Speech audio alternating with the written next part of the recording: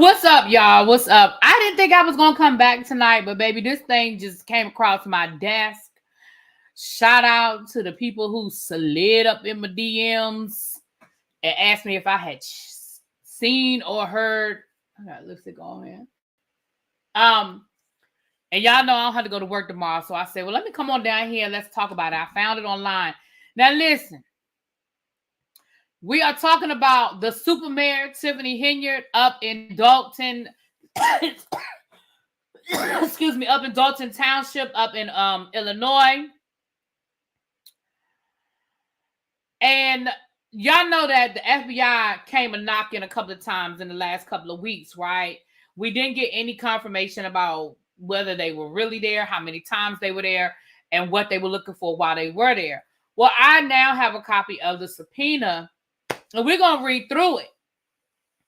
And the question is, based on what they're looking for, are they trying to build some sort of like a RICO charge against Tiffany Henyard? Now, I know the word RICO has been thrown around a lot, right? We have the YSL RICO. We have Donald Trump. We have all these different RICOs that are going on.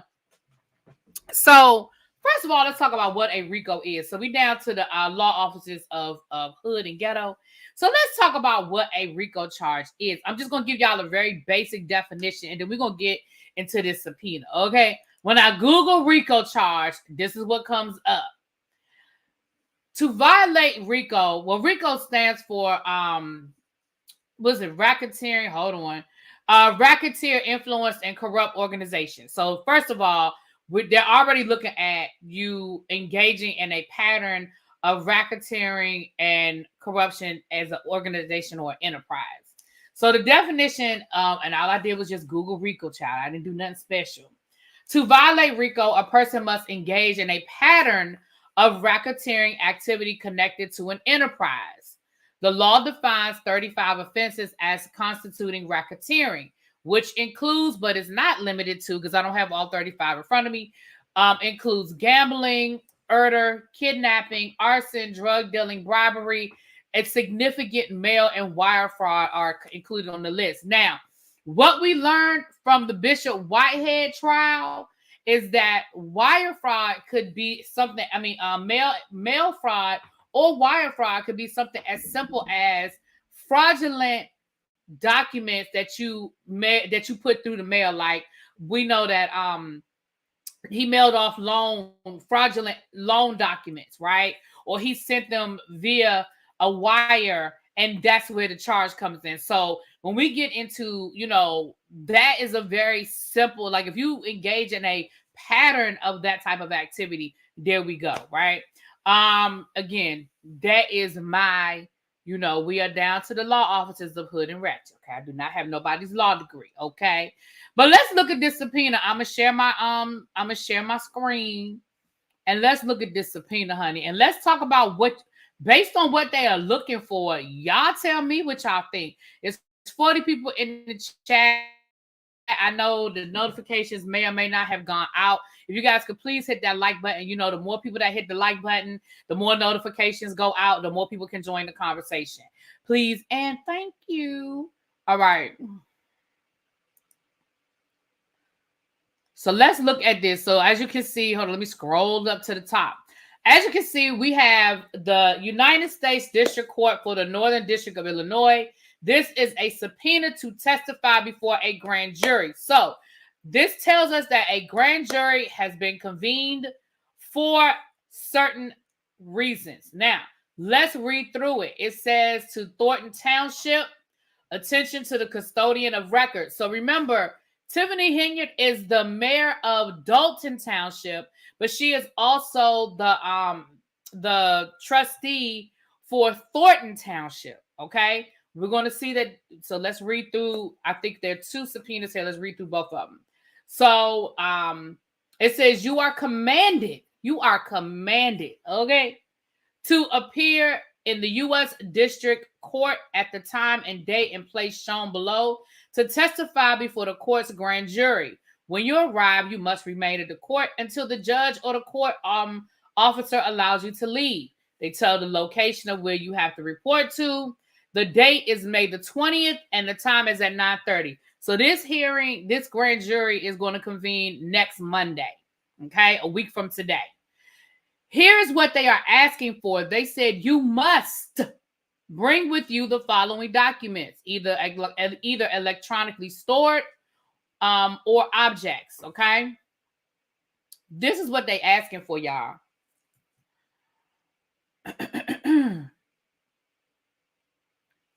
Now, this is going to Rosie Henyard, Tamika Henyard, and Kamal Woods. Now, I am working on a video on Mr. Kamal Woods because Mr. Kamal Woods is allegedly Tiffany's boo thing. And he is also, I believe he's the executive director or something like that. But I'm working on that. Okay, I'm working on that. But it says right here, produce certified copies of the following records in your possession. Certified. So no, you can't just print something off. These got to be certified records. And those three people. Now, I'm assuming that Rosie Henyard and Tamika Henyard are related to Tiffany Henyard in some way, shape, or form. I literally just got this information, so I ain't Google it. If somebody want to Google it in the chat and put it in the chat who these people are, I'm assuming sisters, cousins, mamas, aunts. I don't know. But that would also be interesting as well. Okay. To include all background records, including applications for employment, personnel files, credit checks, or background investigations for the above named individual or entities. So we want to know what jobs they apply for, what is included in their personnel file. Did you do a credit check? Did you do a background check? That's what we want to know about these three people. Okay. That is what we want to know about these three individuals right here. Okay. All employment or payroll records to include records disclosing the dates of employment, wages or commissions, paid direct deposit election forms, ACH authorization forms, checks front and back used for any payments to the above named individual or entity. So baby, when did they get on payroll? How long were they on payroll? And how much did we pay them? How much did y'all pay these people? And we want a copy of the checks. We want to see the front and the back. Okay? We want the front and the back. Records of time and attendance. So what did they take off work? Did they go out on FMLA? Did they get a boo-boo? Did they have surgery? How long was they there? Okay? Disciplinary files for the above named individual or entities. Did they get in trouble? What they get in trouble for? Records of work performed, including assignments, position title, responsibilities, contract modifications, proposals, and dates of employment. Again, I want to know when they got hired, what their job duties were. Was there any change to their job duties or responsibilities? And when was that modified? We want all of it. Okay. Wages and tax statements. They want the W-2s. How much did y'all pay them? How much did they pay in taxes? See, now y'all listen. Let's take a pause for the calls. Let me come back to the chat. Let's take a pause for the calls. Baby, y'all already know when them three letters get involved, the I, the R, and the S, y'all know that's not a good thing. When the I, the R, and the S get involved, they want to know y'all tax forms. Baby, they want to know your taxes. What's going on with your taxes? Hold on. Give me a second. Let me share this out, child. I didn't even get a chance to share this out. Let me share this out, child. You know, the notification probably didn't go out. Let me let the people know we here. Uh-oh. I'm in the wrong place. Okay. But yeah, let's just pause for the calls right there, honey. Pause for the calls, honey. Let me let the people know we here. Oh, shoot. That's not what I meant to do. Okay.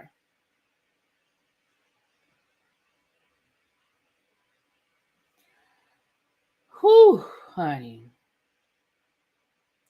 Now, like I said, it sounds like from the last names, those people are related to her. And that third guy is allegedly her boo thing. He is allegedly her boo thing, okay?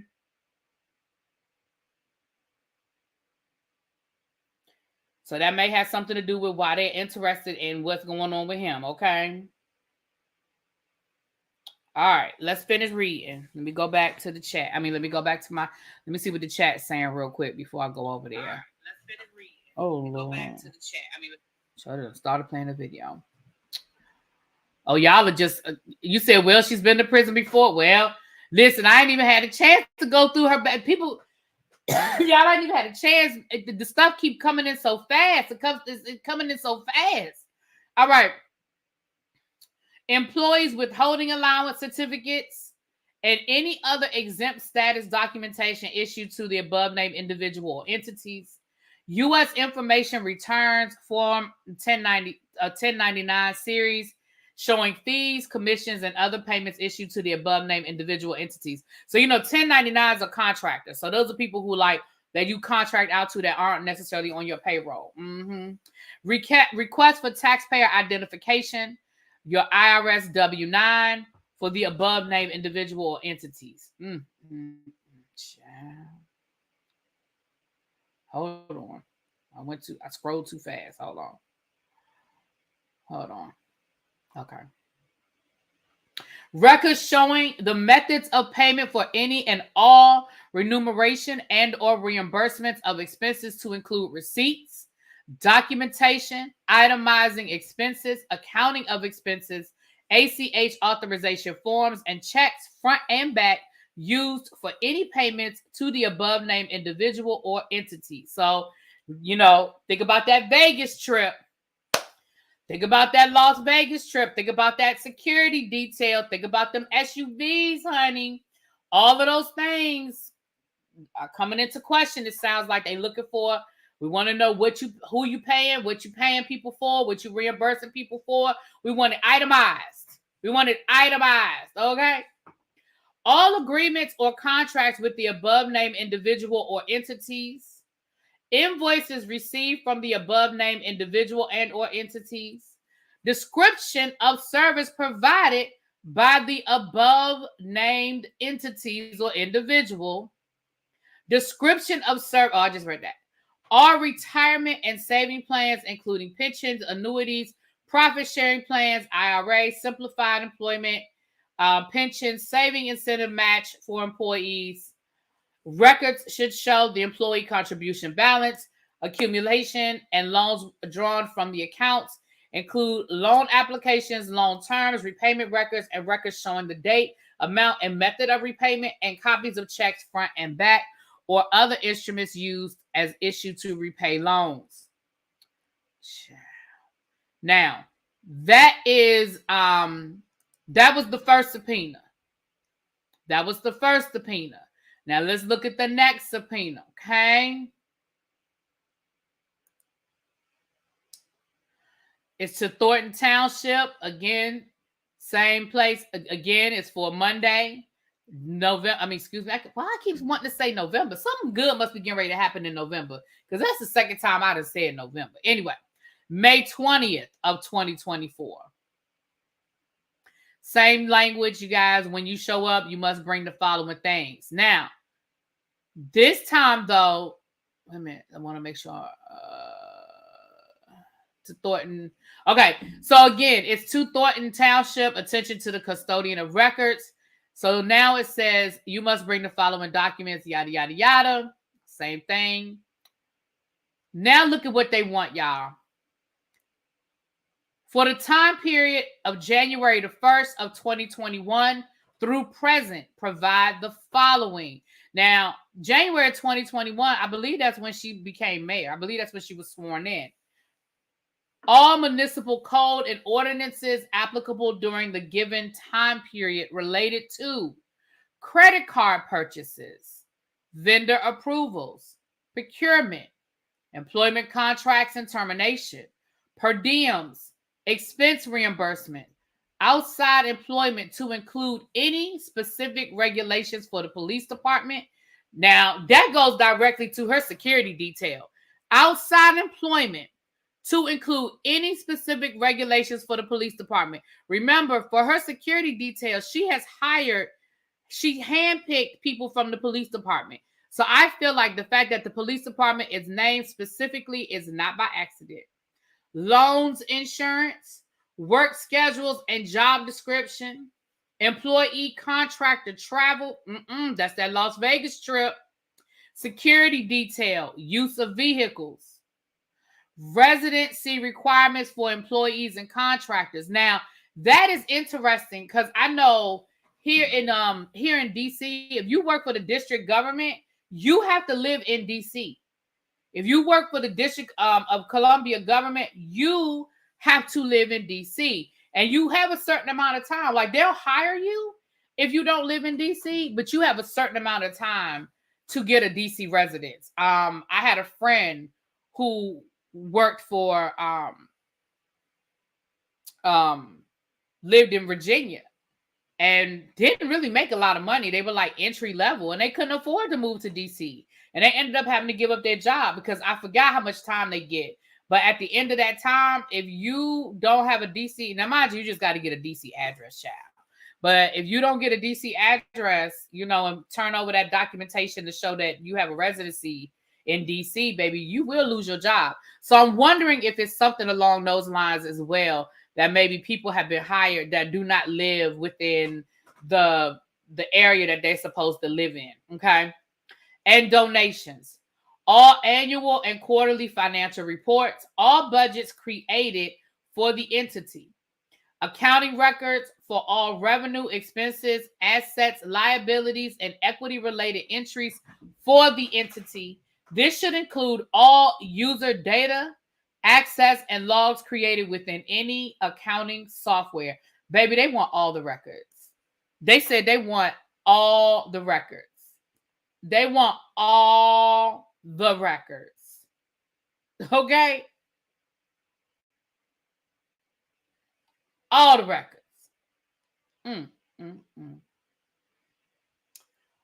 Okay. They pitching going to pay that overtime they work, just stealing people's money. Right. All that child. All applications, payments, receipts, and or agreements related to loans procured on behalf of the entity. All records of payment to employees to include payroll, disbursements, reimbursements, and direct deposit information. All records of outside employment for employees, contractors that are maintained. Employee handbook. Child, they want the employee handbook. For all board meetings, please provide the following. Baby. Meeting agenda, meeting minutes, warrant list presented. Any notes and or approval, denials documented relating to warrant lists, board books. All documents related to vehicle purchases and lease. That's them damn SUVs.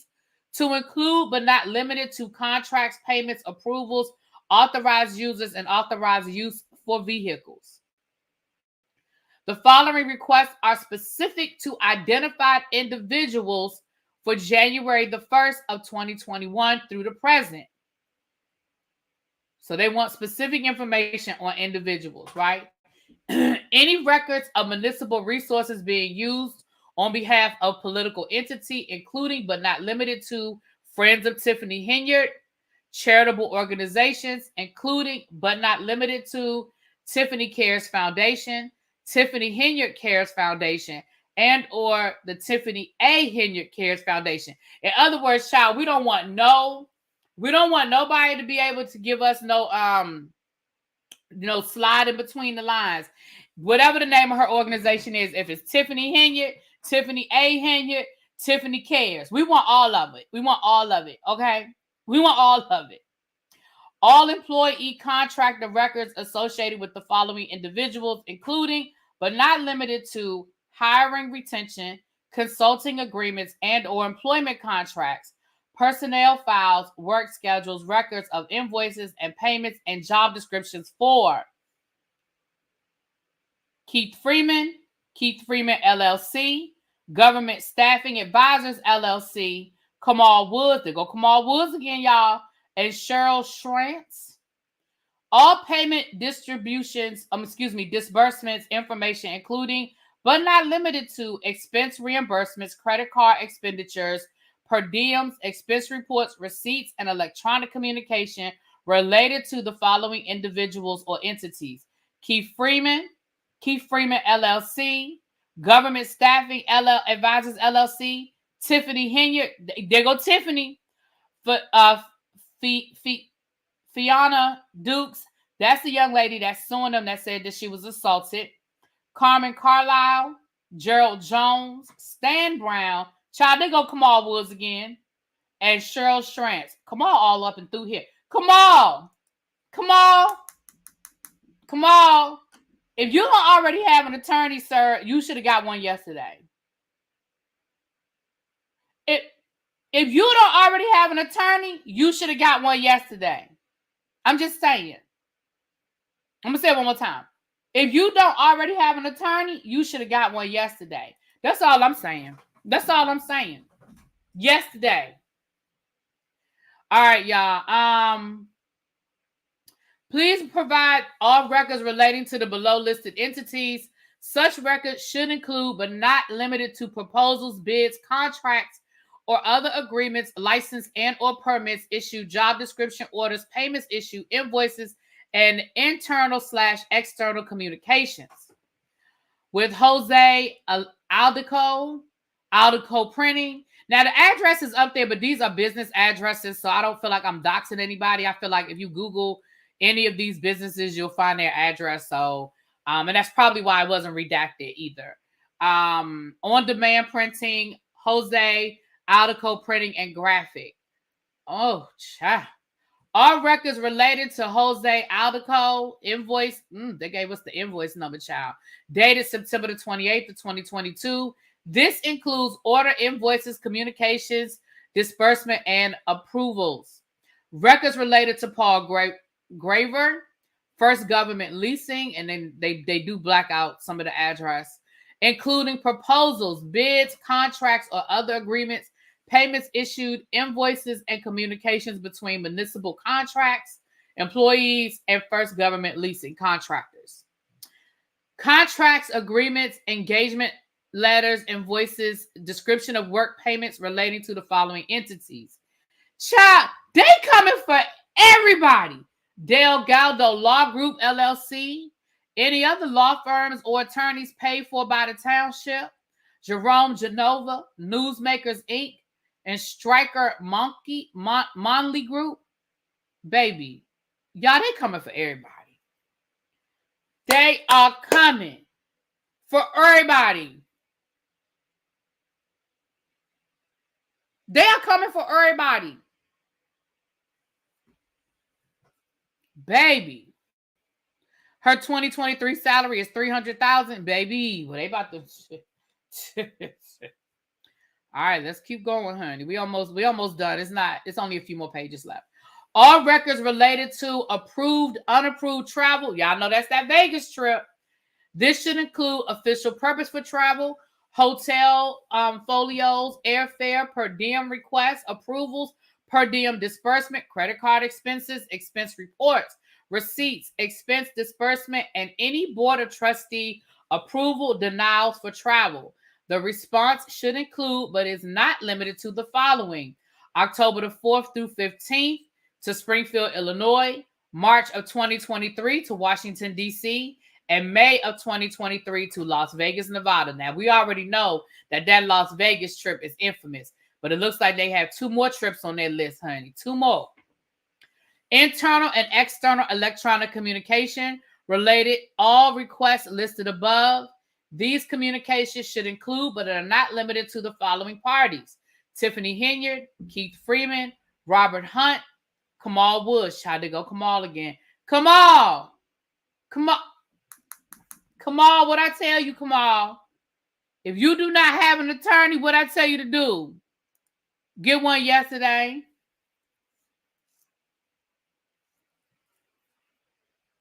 All right, we almost done. This is another subpoena. Same information to the Thornton Township. They are commanded to appear in court on May the 20th, 9:30 a.m. Let's see what this one is about. Produce certified copies of the following records in your possession, custody, or control. All reports in your possession, custody, or control pertaining to the following individuals, whether held jointly or severally, or as a trustee or fiduciary, as well as custodian, executor, or guardian, as well as any other entity in which these individuals may have a financial interest. Tiffany Henyard, baby, she at the top of this one. Good Burger Inc., Aisha Properties Inc., Friends of Tiffany Henyard, Tiffany Henyard Cares Foundation. Now, remember, there was a question about that was her nonprofit. They did this big breast cancer initiative, and they were questioning those donations.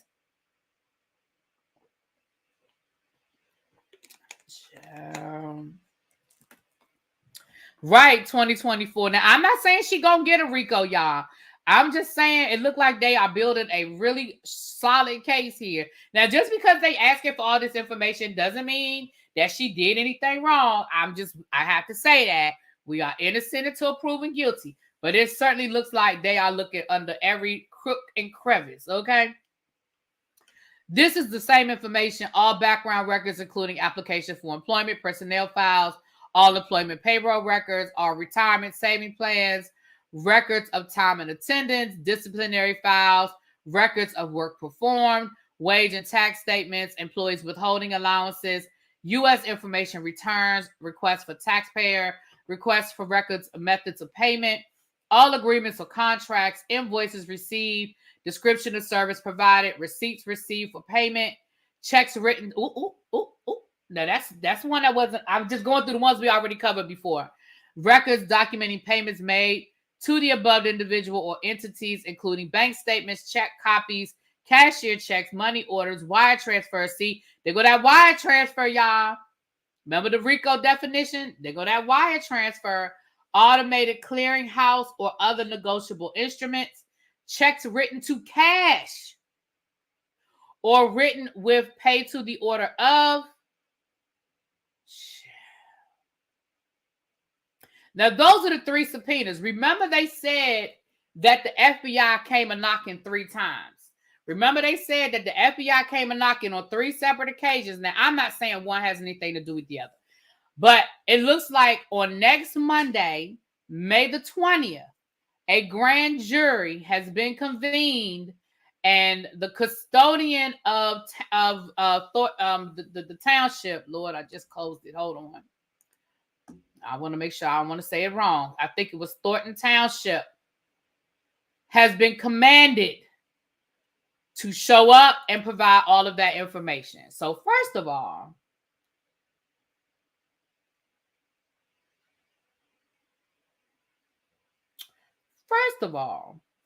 I find it to be very interesting. Like, I feel like they giving them a week to do whatever they need to do. But since allegedly they already came a knocking, they probably have copies of a lot of this information already. Right, TA. That's what I was thinking. In my mind, that's what I was thinking. TA said, I'm certain a lot of these files are already in a landfill. But I feel like since the FBI allegedly came a knocking, I feel like some of this stuff they already have. Some of this stuff they have. Some of this stuff has probably been destroyed. But you know the funny thing about electronic things these days, it's a lot harder to destroy information when things are electronic these days. Not impossible. Certainly not impossible. But a lot harder. And the one thing I will say is somebody's arrogance will get them in trouble, right? If you are so caught up in the arrogance of it all, you know what I mean? And she's very arrogant. She's very arrogant. She's very much, I'm gonna do what I want to do. I'm within the guidelines and the parameters, and you can't tell me what to do, right? Right. The one thing we know about the feds is if they come a knocking, they're pretty certain, right? That doesn't mean they have everything they need and all of that, but trust and believe this not a wild goose chase. In my opinion, this is not a wild goose chase. They're not just reaching in the sky hoping they find something. I feel like they have a lot. They may not have everything. They may not have all of the dots connected yet. But the purpose of a grand jury is to do what, y'all? What's the purpose of a grand jury? This is class. Now we're down to the law officers of a hood and ghetto. What's the purposes of convening a grand jury? What they trying to do? See if there's enough evidence to do what? Charge somebody with a crime. They want to indict. They want to have enough information. So the grand jury has asked for this information. Now, Pam not here. I don't know if she up in the clouds. If she in the clouds and she don't feel like coming down, she'll text me and tell me if my summation is wrong. But what it sounds like to me, I could be wrong, y'all. I could be wrong. Y'all know I didn't go to nobody's law school, so I could be wrong. But what it sounds like to me is that the grand jury has already been convened. Like they've already been working on this, but they want some information. So now they're asking this person, whoever is the custodian, right? We need you to bring these documents down here. We need to see what documents you have. That's what it sounds like to me. Now, I didn't go to nobody's law school. Y'all know that. I got my law degree from Matlock College by way of Law and Order University. I don't. But it sounds to me like this is something that's kind of ongoing.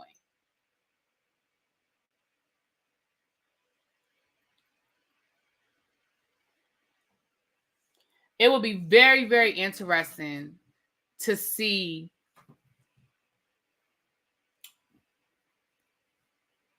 how truthful they're going to be. Okay, Abundance and Clarity said. Just a formality, Fran said. And I know Fran been following it. Fran been dropping information.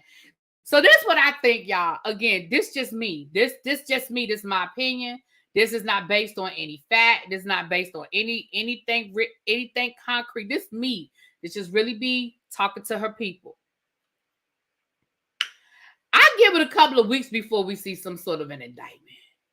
LA Law class of 93. Yes, LA Law. I used to love that show. I might have to add LA Law to my criteria. I mean, my credentials. Because I feel like I saw every episode of of LA Law. You know, they talking about doing a reboot. They were talking about doing a reboot of LA Law. I would be here for a reboot. I think they could probably I think Blair Underwood was going to be a part of the reboot. I don't know who else, but I think I remember seeing Blair Underwood's name. I would be here to see Blair Underwood, Jimmy Smits, and bringing in some new blood, some fresh blood. I would be here for a reboot of LA Law. I feel like it would probably be a lot more grittier, edgier than the original LA Law, but I'd be here for it. I ain't gonna lie, I'd be here for it. Anyway, they said they had stamp for the checks. Ooh, Tiffany and her crew. Ooh, wee. The FBI said your records don't match our records. Well, so yeah, you guys. So that came across my desk. I said, let me drop down here. Ooh, the practice. Now the practice was real good. I have to come down here and just give you guys what I had. That's the actual subpoena. We read through it. I'll see what anything else. I'll keep my ear to the grind. Y'all feel free to send me stuff if you see it. I'll keep my ear to the grind. I still want to do, like I said, I was working on the Kamal Brown thing to talk about what he's been. So I think I may try to get a Kamal Brown video in this week. I'm going to try. But baby, looks like Monday is going to be very interesting. And then I guess the grand jury will vote whenever they're done going over all the evidence. I guess they'll vote whether they're going to indict and who they're going to indict and what those charges are going to be, if they're going to be any charges. So I give it a couple of weeks before we hear something, honey. Now, I ain't saying it's going to be a RICO. I'm just saying they building a case. That's what it sounds like to me. So for all them people's names that's in them 3 subpoenas, if you do not already have an attorney, baby, you might want to get you one. That's all I'm going to say about that. All right, you guys. With that, we out of here. I wasn't coming down here to talk for a long time. If you catch this in the replay, feel free to drop your comments in the chat. I will talk to y'all later. Peace. For real. I'm out for real this time. Allegedly. Oh, yeah. She ain't no allegedly, baby. She been doing the most. Local news did a 30-minute segment and pulled the credit card statements and police overtime records. Ooh, I think I saw that one. What? Okay, you know what? Let me say. I am gonna say this before I get out of here. TA brought up a good point. I did see that one, baby. Why one of them police officers he clocked overtime 300 hours in one pay period. I am no mathematician. I promise you, I am no mathematician. Okay. But if you are already working 80 hours a week, well, 80 hours a pay period, excuse me, that's 40 hours a week, 80 hours a pay period. How in the entire hell did you do 300 and something hours of overtime? Now, I am no mathematician. Hold on. Let me do the math. Let me do the math. Hold on. Let me do the math. Okay. If there's 24 hours in a day, a pay period is 14 days. So times 14. Baby, that's 336 right there. Let me make sure I did my math right, because I know I'm a little math impaired. There are 24 hours a day. There are 14 days in a pay period. 24 times 14. That's 336. I did it again. If you minus the 80 hours that you work in a pay period, because in order for you to get overtime, that means you already did the time, right? You can't get overtime if you ain't done the time. So that means you already did your 80 hours. That takes us down to 256 hours. Sir, ma'am, whoever, explain to me how you still got another 300 and some hours of overtime. They said that man brought home a check for one pay period. After taxes, for one pay period. You know what? We might have to look at that. We might have to look at that news report. After taxes, $13,000. Now, I don't know how many of you all in here, not their spirit was working. Right, abundance, their spirit was working too. Now, I don't know who in here has ever worked at a job where you get overtime, right? When I worked at the bank, we could get overtime, right? And y'all know I worked in collections. So certain times of the year, overtime was more abundant than others. Usually, I'm going to tell you, this was around the time of year. So we usually didn't have any overtime from January to like June, or very limited overtime. Why? Because people pay their bills. Why? Because they're getting their taxes. People pay their bills in between the months of January and June because they're getting their taxes. Matter of fact, not only they getting their taxes, baby, they be paying ahead. They be paying because I was in car collections. Not only do they pay the car note, child, they'll pay 2 months ahead, right? We usually don't have no whole lot of overtime between the month of January and June. But after June, after those checks them wore off and those months them got, now we have what happens in the summertime? Vacation. Everybody is taking their vacation in the summertime, right? They rob, some of them are spending up the money they should be using to pay their car note or pay whatever bills because they want to pay for summer camp, or they want to go take a vacation. So now we have vacation. Then we roll into back to school. We would get those excuses. Oh, I had to get my kids back to school stuff, and I'm a little tight this month. Then, of course, we roll into the holidays. So, baby, between the months of like June and December, we could get overtime. I'm saying all that to say this. There's a skill in overtime. For those of you who've ever worked a job where you get overtime, at a certain point, if you work too much overtime, at a certain point, you really only paying taxes. Like you really paying taxes. You gotta hit that sweet spot with the overtime. Now, it's been so long, I can't remember. I don't remember what we used to do, and at this point, it would probably be outdated now. But I know there was a certain amount of hours that if you worked more than those hours, you really was just paying your taxes on it, right? I'm saying all that to say, for this man to walk away with a paycheck after taxes of $13,000.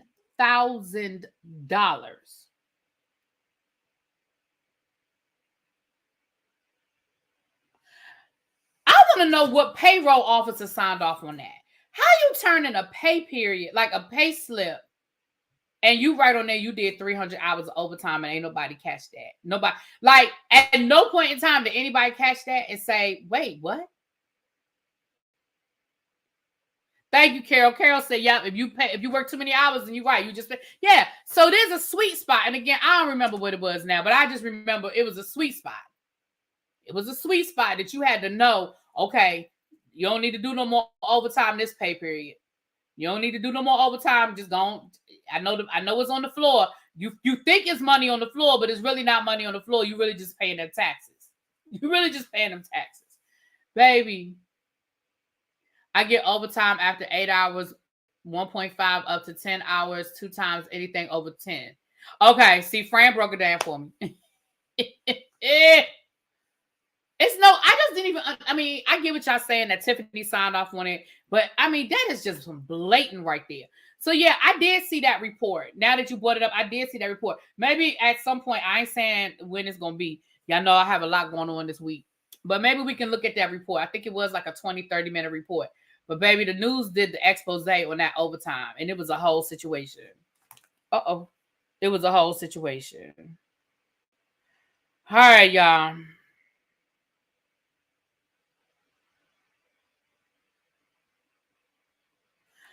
All right, y'all. Let me get ready to get out of here. Right, you would think the computer would have flagged it. Yeah, something. There should have definitely been some checks and balances that should have caught that. Like you would think. But anyway, so we need to put. So May the 20th is going to be a very important day. May the 20th is going to be a very important day, you guys. We have Whitehead getting the judge's decision about whether he's going to be able to stay out until July or whether he's going to have to go to jail until July. And now we got the grand jury situation on Monday. Now, of course, we're not going to hear anything from the grand jury in Illinois. Like, I doubt it. I mean, again, I didn't go to no law school, so I don't know. But I don't think we'll hear anything on Monday. But, baby, just put it on your calendar. Just put it in your back of your Rolodex. Just put it in the back of your Rolodex. Okay?